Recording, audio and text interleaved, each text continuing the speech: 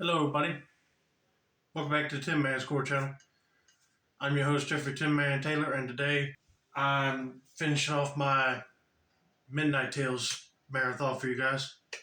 And the first video I'll be reacting to is 5 most disturbing true horror stories. So without further ado, I'm going to turn these lights off, move the camera up here for you guys, and let's get this reaction on the road in the bag. Okie dokie, here we go.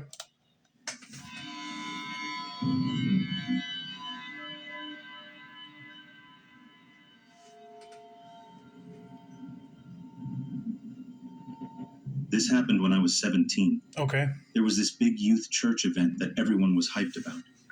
It was kind of like our version of prom, since stuff like that wasn't really a thing where I lived.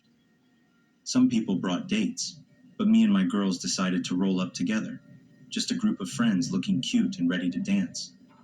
The place was packed, way more than I expected, and there were definitely a bunch of faces I didn't recognize. Now, this is a first. I never heard of churches open up their doors to do some sort of prom-like event. Now, my uncle and aunt, they go to church. They sometimes do a movie night, but they never said anything about doing something like this there. So this is new for me to hear. But let's continue on with this person's story. Later in the night, while we were chilling and vibing, this guy came up and asked me to dance. I didn't know him, but I'd seen him around the church before, and someone had mentioned he was new. So I figured why not be nice and say yes. He introduced himself. Let's just call him Caleb. And I noticed right away he had an accent. He told me he was originally from the UK and had just moved for work. If you meet somebody new, you always got to be nice to them because you just don't want to act like you're scared to meet them, because then they'll get that feeling that you hate them or something.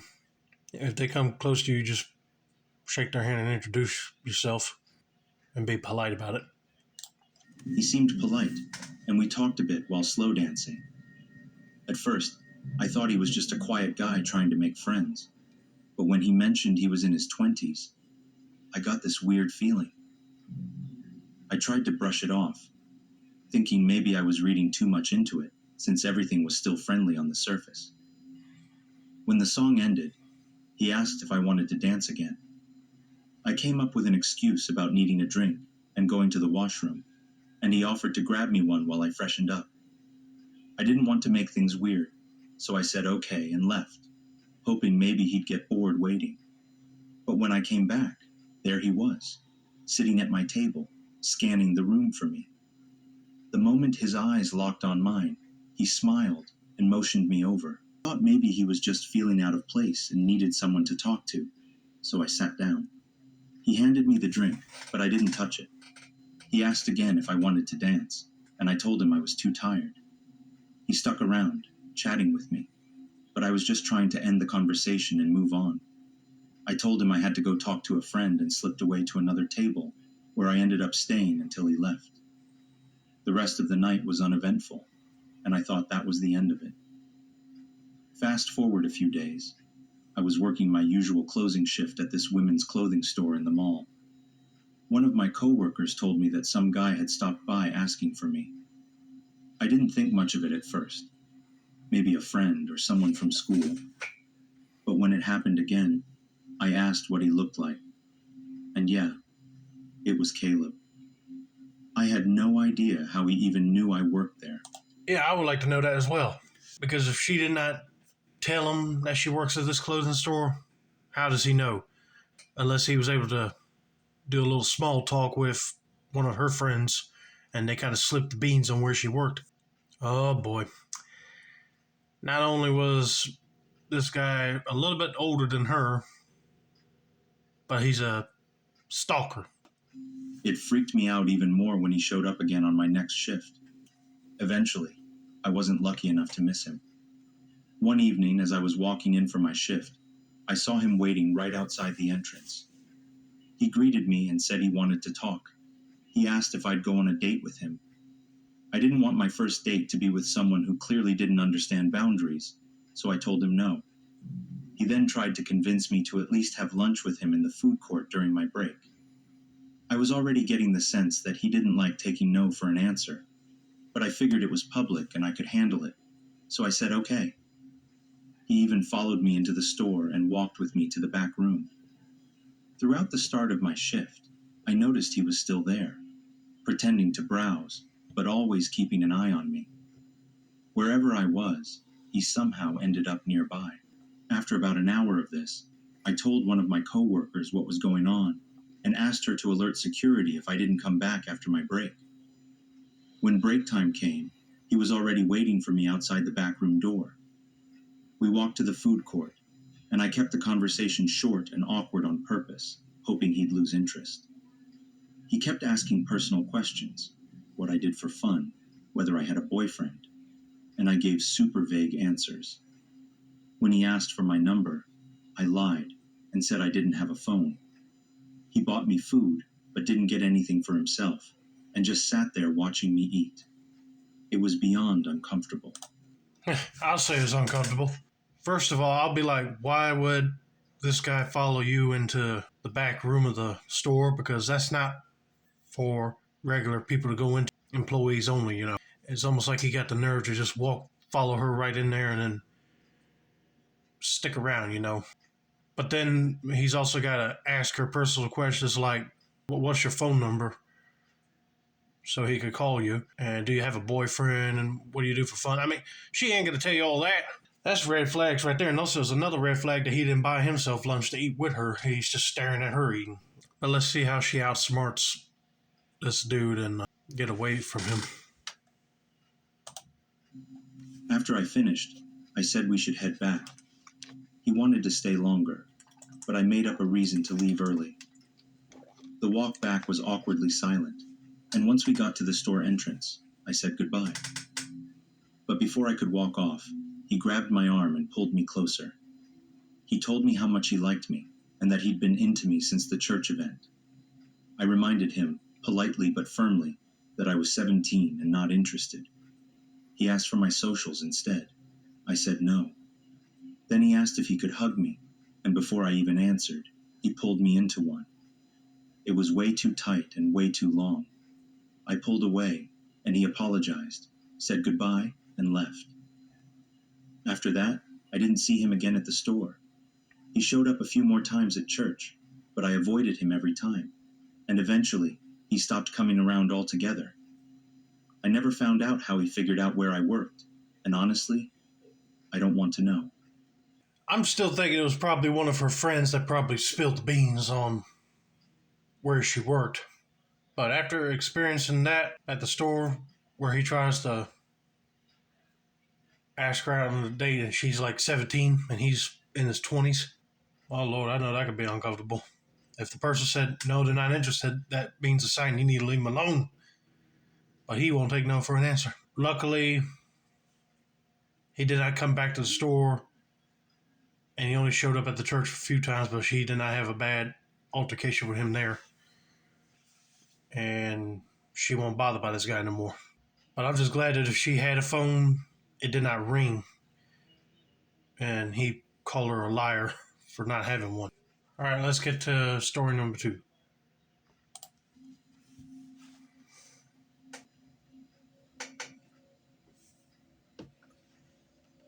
It was New Year's Eve, and my boyfriend at the time, one of his friends, and I had driven up to the entrance, which is this small beach town not far from Newcastle in Australia.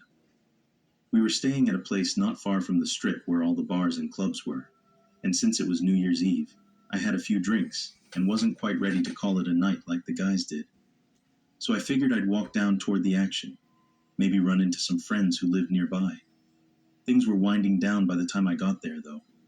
Bars were closing, and I never found the people I was looking for, so I decided to head back. As I was walking up the street, this group of guys approached me. 4 of them were probably around my age or a bit older, and then there was this one older man with them who looked like he could have been in his 40s.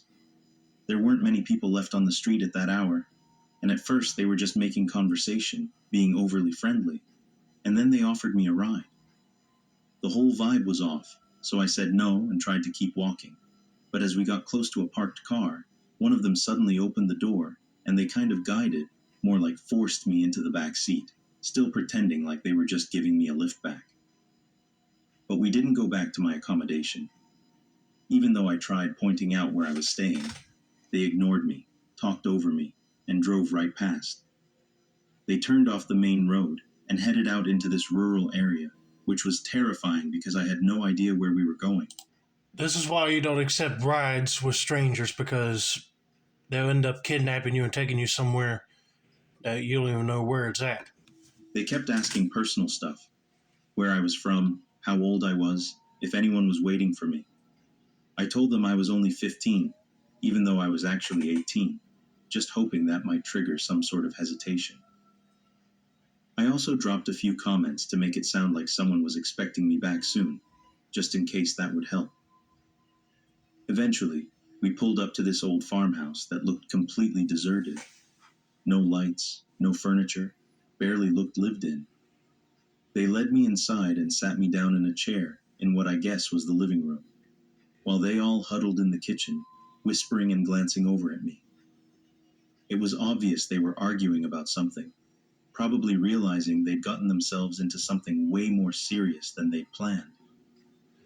The creepiest part? The older guy was clearly the one driving the whole situation.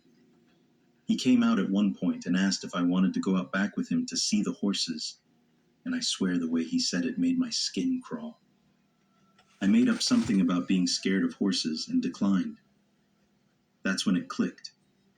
The younger guys weren't into this. They looked nervous, like they hadn't thought it would go this far. It felt like maybe this older man had manipulated them into going along with something they weren't ready for. They don't want to be involved in this older man probably doing something nasty with that girl. But I bet you there was probably no horses out back. He was just saying that just to lure her out there. But let's just see what happens next. I stayed calm, didn't fight or yell, just tried to keep up the act that I was still buying into their story. Eventually, they said they'd take me back, and I went along with it, just hoping they'd actually follow through. On the drive back, what shocked me the most was that they didn't just ditch me somewhere. The driver actually went around and dropped each of the guys off at their houses one by one, except the older guy, who had stayed back at the farmhouse. It felt surreal. I'd seen all their faces, the car, even where they lived. For people supposedly worried about consequences, they weren't acting like it. Looking back, it really seemed like the whole thing had been this impulsive, horrible idea pushed by one guy, and the others were just too deep in to back out until it became too real. When we finally pulled up to where I was staying, the driver apologized over and over like that was supposed to fix anything. I ran inside, woke up my boyfriend and his friend, and told them everything. But instead of being concerned, they basically accused me of making it up. That part stung more than I expected. I'd been gone for hours, and no one had even noticed, let alone gone looking for me. Back home in Sydney, I told my parents. Same reaction. They didn't believe me. I wanted to report it, especially because I felt like the older guy had probably done something like this before, or might again. But no one took it seriously.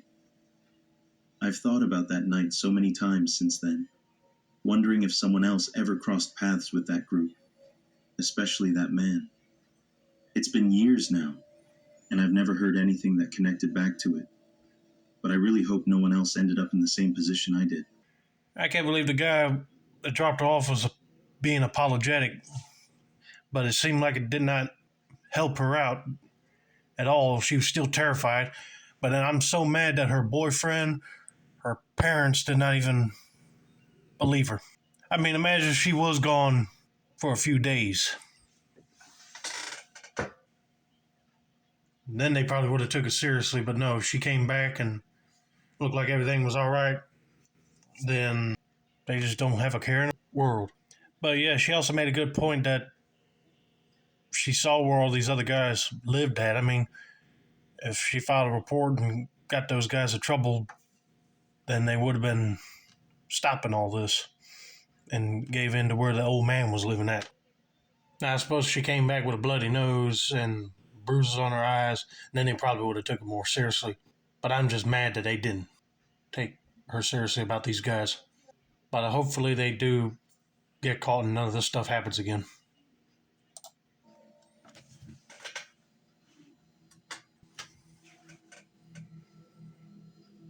I'd just gotten home from a late shift, probably around midnight or a bit after. It's super quiet in my neighborhood at that hour. You could hear a pin drop most nights. I've been working closing shifts at a bar for years, and it's rare to see anyone out and about that late, which is exactly why this stood out so much. I had parked out front and was just chilling in my car for a bit, talking to my boyfriend on the phone, kind of decompressing before heading inside. I wasn't even looking for anything, just zoning out, when I randomly checked my side mirror, just a habit at this point. That's when I noticed movement. Someone was walking down the sidewalk, and they had a bright light bouncing with each step. It wasn't a street light or anything like that. It looked like a flashlight from a phone or something, but it was unusually bright. They walked right into view, and then stopped. Out of nowhere, the light slowly tilted upward and aimed straight at my mirror. Not just in my general direction, but exactly into the mirror, like they were trying to see who was sitting inside the car. Immediately, my stomach did a flip. I told my boyfriend to hold on and started scrambling around for my keys. My hands were shaking so badly I could barely grip them. For some reason, I was convinced that if I looked back up, that light, and whoever was holding it, would be right next to my window. It just felt wrong. That is crazy.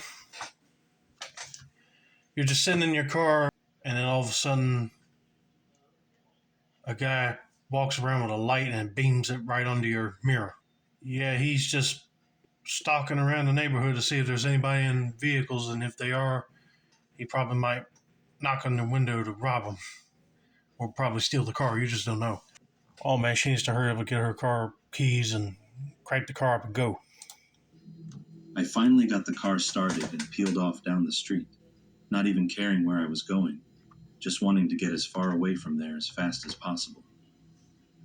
As I turned the corner, I noticed the light disappearing behind me. My boyfriend was still on the line, asking what was going on, but I could barely explain it. I just felt this overwhelming need to get out of there. Here's the weirdest part. Where that person had been walking, there's only a big shared mailbox setup. Nothing really to hide behind.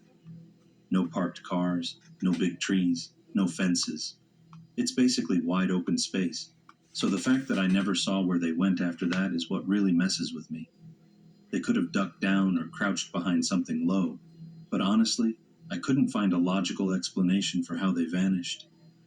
Even now, I don't know if they were just someone messing around with a flashlight or something else entirely, but the way they aimed that light so precisely into my mirror, that wasn't random. That felt calculated. I tried to tell myself maybe I was being dramatic, but I trust that gut feeling.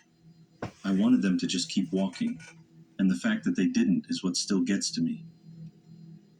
Yeah, that's really serious. If they just don't keep walking and they just shine a light right at your car, then they're not just a random dude going on a night walk.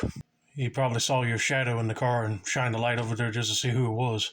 And he was probably planning on running to the car to attack you and get you out of the car to rob you.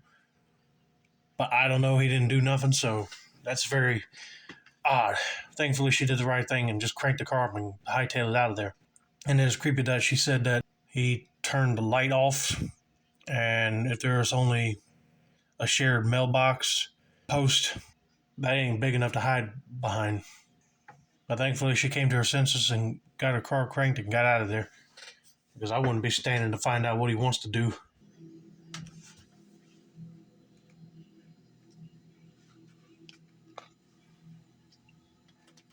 This happened back in 2011, when my family and I were living in Canada. We had moved there from France a couple of years earlier. That winter, we went back to visit family over the holidays, first spending some time in France with my mom's side, then heading to Germany to see my dad's relatives. My mom had to fly back early for work, but I stayed behind a few extra days with my dad and brother. that little decision turned into a memory I'll never forget, and not in a good way. So, the day we were supposed to fly back to Canada, we got a nice surprise at the airport. Because of all the travel miles my mom had racked up, the airline bumped us up to business class. I'd never flown that fancy before and haven't since, but I was so excited. Hey, I would be too. Because imagine you don't have to sit in the regular passenger seated area. You get to sit in more luxurious seats and get any type of food or drink you want. I know that's going to be a comfortable flight home. The only downside was that, since the upgrade was last minute, we weren't seated together. My dad and brother were toward the front, and I was a little farther back near the economy section. An hour or so into the flight, the pilot came on and said a bunch of the plane's bathrooms weren't working. I figured I should go, just in case, because, bathroom anxiety. I headed toward the shared business economy restroom and waited in line. That's when I noticed this guy sitting a few rows away just watching me. He had these big black glasses and a long, kind of saggy face. He honestly reminded me of a younger version of Woody Allen, which didn't help the creepy vibes. I was a shy kid back then, and already had this built-in fear of strange men, so I immediately looked away. But then, he stood up and came over to me. He asked if I was waiting for the restroom, and then casually asked if I was flying in economy. Being a little too honest, I pointed to my seat in business. That's when he leaned in and started telling me the weirdest thing. He said he had a trick to spy on people inside the airplane bathrooms. He pointed at the occupied sign, saying he knew how to lift it or mess with it to see inside. He had this awful smirk the whole time, like he was proud of this trick, and then said something about being able to watch once I went in. Oh, heck no. I'll be just saying, okay, I don't have to go to the bathroom now. And get her dad to go tell somebody in the flight staff about this guy. Because that is really creepy. That sign ain't even bolted down in tight and somebody was able to lift it just to spy on people in the bathroom. That's just wrong. Before I could even react properly, the bathroom opened up, and he just motioned for me to go ahead, like nothing was wrong. I walked in, locked the door, and then just stood there, staring at the lock, and wondering if he'd actually try something. I ended up using the restroom anyway, and thankfully, nothing happened. But when I stepped out, he was still there, standing way too close, and he winked at me. I rushed back to my seat and tried to distract myself with a movie, but I was way too uncomfortable. Dinner helped a bit, though business class food was honestly not as amazing as I had imagined. And when the cabin lights dimmed, I thought maybe I could finally relax. But nope. Just when I was starting to drift off, I felt a tap on my shoulder. It was him again. He leaned over and told me he was a photographer. Then he said I had a beautiful frame and that he'd love to take some pictures of me sometime. I was completely frozen. It was one of those moments where your brain just shuts down because it doesn't know how to handle what's happening. Thankfully, my dad randomly came over to check on me right then and saw this stranger talking to his preteen daughter. The guy immediately started babbling about being a talent scout or something, and even handed my dad a business card, like that was going to make it all okay. My dad wasn't having it. He basically told the guy to back off, or he was going to get a flight attendant involved. After the guy left, I told my dad what had happened, and we ended up switching seats so he could keep an eye on me. Even with my dad right there, I couldn't relax. I was on edge, not watching anything, not listening to music, just staring and constantly checking to make sure that guy didn't come back. Then, as if the trip wasn't already stressful enough, the pilot came on again and said there were more issues with the plane. Only one toilet was still working, and we were turning around to go back to Munich. That totally set me off. Oh, come My on. 12-year-old brain started spinning. What if this guy somehow caused the bathroom problems? What if he had some bigger, scarier plan? I was honestly terrified. Luckily, nothing like that happened. On the way back to Munich, my dad kept checking on me, which helped a lot. Once we landed, we were all ushered toward the exits, and I saw him one last time, just standing there in line, still staring at me. My dad saw it too, and made us wait until the crowd cleared before leaving, just to avoid being near him again. We got rebooked for the next day and stayed in an airport hotel overnight. Later that night, my dad called my mom and tried to talk to me about it, but I had no idea what to say. I didn't really understand what I had just experienced. Now, as an adult, I know it wasn't harmless. That gut feeling I had, it was spot on. I just didn't have the words back then to explain why it all felt so wrong. I still wonder whether that guy had some real trick, or if he was just messing with a kid for his own sick amusement. Either way, I honestly don't want to imagine what might have happened if my dad hadn't walked over when he did. Oh, yeah. Thank God her dad did walk over to her to check on her. Because if he didn't, that dude probably would have persuaded her to join him in some sort of photography session. I mean, you just don't know. But the fact that they had to turn around and go back to Munich just because they're having problems with the plane, I'm like, oh my God, I know they wanted to get back to Canada quick before this guy followed them back to where they lived at, probably. But luckily, they were able to get booked on another flight the next day, and then they didn't have to worry about this guy no more.